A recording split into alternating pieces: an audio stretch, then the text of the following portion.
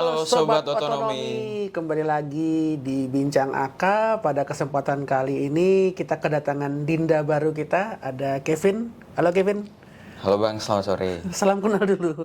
Salam kenal rekan-rekan semua, saya Kevin, analis kebijakan di KPPOD. Iya, akhirnya kita kedatangan Dinda baru. Beliau ini punya latar belakang aktivis dan kebetulan karena akhir-akhir ini lagi ribut-ribut ya. Di UGM kemarin ada Bang. diskusi yang digeruduk, kemudian ada yang salah satu kawan juga ya menggeruduk salah satu pejabat negara, BP Taskin. Kepala BP Taskin, betul. Ini menjadi sebuah pertanyaan gitu sebenarnya.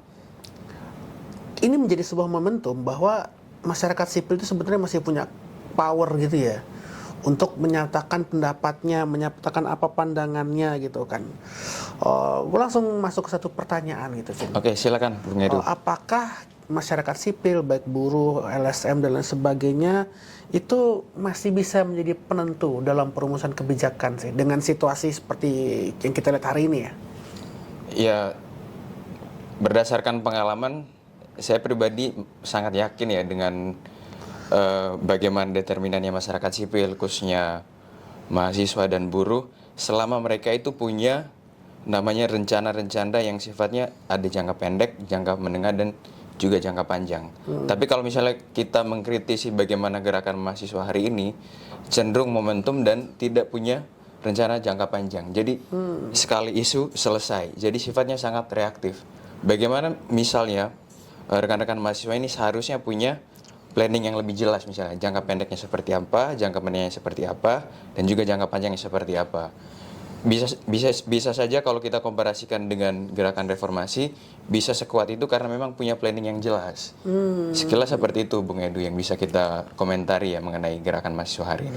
Kemarin kan ada yang teriak-teriak revolusi gitu, Reformasi jilid 2. Ya kalau kita mengukur daripada isu yang kita ikuti belakangan ini, memang tuntutan untuk sampai kepada reformasi jilid 2 itu memang cukup realistis dan logis.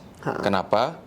Karena memang kita sudah ada alarm untuk sampai ke sana, ditandai dengan banyak hal, banyak isu yang menunjukkan bahwa kita memang sedang diambang pintu untuk sampai pada krisis multidimensi. Biasanya kan itu bermula dari krisis ekonomi ya, mempengaruhi nanti krisis sosial, dan pada akhirnya krisis legitimasi. Nah, puncaknya itu adalah krisis legitimasi. Apa tuntutan selanjutnya daripada krisis legitimasi adalah menuntut perubahan pemerintahan, menuntut perubahan rejim.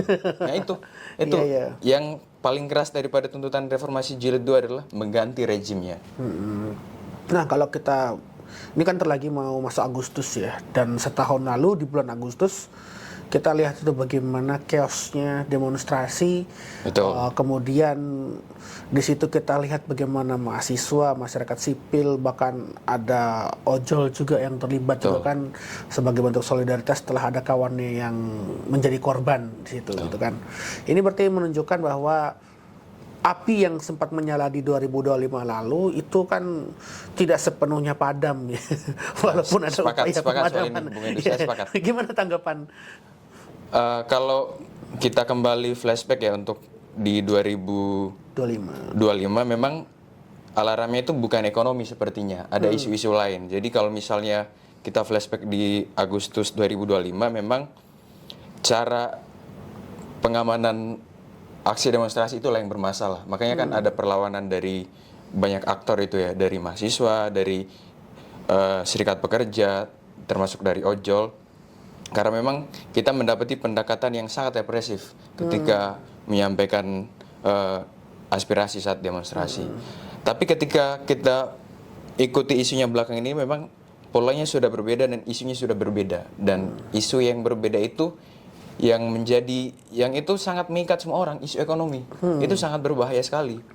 Jadi kita melihat ya belakangan ini kepercayaan terhadap pasar seperti apa, melemahnya nilai rupiah, dan IHSG turun.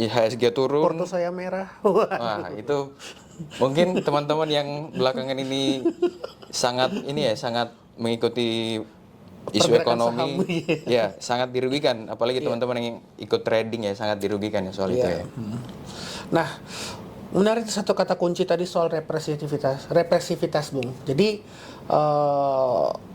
kita lihat ya kemarin bagaimana represivitas itu masih berlanjut gitu. Bahkan yang dulunya massa dihadapkan dengan polisi, akhir-akhir ini mulai nih intimidasi one by one, personal by personal. Betul. Orang Secara yang langsung ya kepada penggeraknya misalnya. ada yang disiram air keras, ada yang juga diperingati dengan keras gitu kan, dan akhirnya diancam.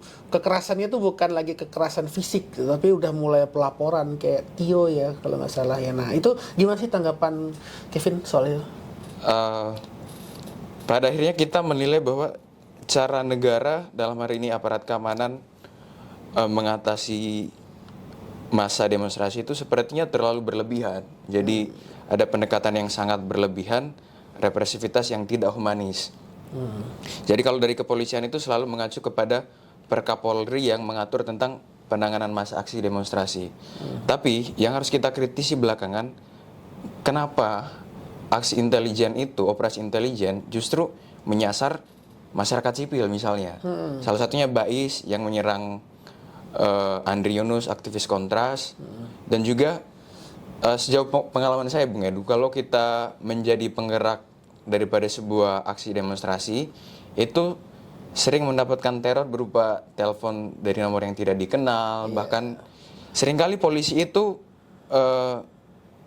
tidak memiliki cara-cara yang humanis ya dalam hal ini. Jadi penggerak daripada demonstrasi itu sering dimintai keterangan, entah itu oleh kasat Intelkamnya atau dari kasat Binmas, itu sering kali dihubungi seperti itu, dan tidak menutup kemungkinan ada intimidasi yang sifatnya mempengaruhi psikologis daripada teman-teman yang punya visi untuk menggerakkan aksi demonstrasi. Jadi sepertinya itu sangat berlebihan. Karena apa? Apa sih yang ditakutkan dari masyarakat sipil?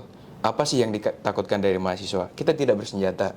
Ya paling masa kita tidak terlalu banyak lah. Kalau misalnya dalam surat pemberitahuannya itu 1.000, yang datang nanti mungkin 500-an. Jadi sementara kepolisian menyiasati itu terlalu berlebihan, seperti terlalu bombastis. Kayak kita ini sedang darurat perang apa ya kalau misalnya. Kenapa TNI pada akhirnya diturunkan? Apa kaitannya TNI dilibatkan dalam penanganan masa aksi misalnya? Ya, ini menarik sebenarnya. Kenapa kok tiba-tiba KPPOD ngomongin soal demonstrasi? Sebenarnya esensi yang ingin kita coba gali itu ya, Kevin ya, soal bagaimana masyarakat sipil itu powernya hari ini gitu loh.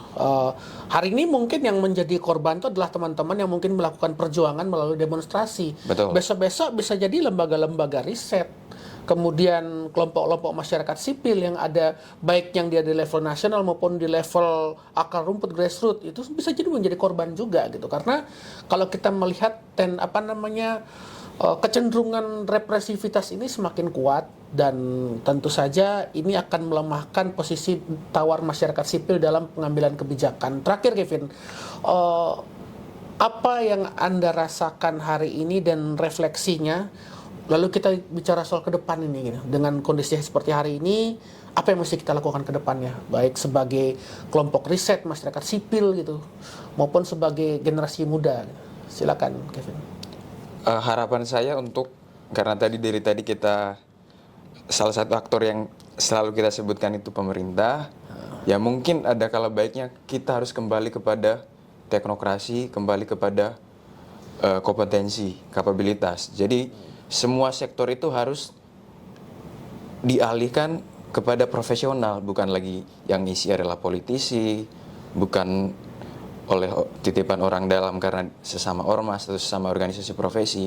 Jadi semakin kita jujur, semakin kita memberikan posisi itu sesuai dengan kapasitas keilmuan, masih ada harapan bahwa kita akan menjadi negara yang lebih baik. Kita mungkin tidak akan terjebak menjadi middle income trap terus ya. Tidak ada isu mengenai indeks demokrasi yang semakin menurun. Jadi saya sangat yakin bahwa kita akan mencapai ke sana selama kita jujur dan kita harus mengedepankan meritokrasi. Apa yang dituntut daripada meritokrasi adalah kinerja itu selalu berbasis pada profesionalitas. Jadi mungkin seperti itu Bung Edu. Ya kalau untuk konteks kita sebagai masyarakat sipil, kalau saya pahami KPPOD juga kan termasuk bagian dari kelompok masyarakat sipil itu kan. Of course. Karena secara hukum kita adalah yayasan, kita adalah aktor non state.